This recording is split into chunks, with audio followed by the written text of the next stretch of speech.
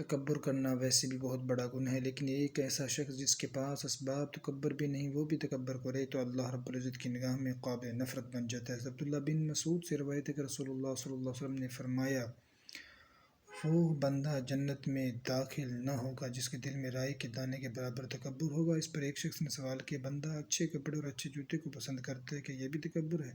آپ صلی اللہ تعالی علیہ وسلم نے جواب دیا، نہیں، اللہ جمیل ہے، حسن و جمال کو پسند فرماتے ہیں۔ تکبر یہ ہے کہ بندہ حق بات کو قبول نہ کرے اور لوگوں کو ذلیل سمجھے۔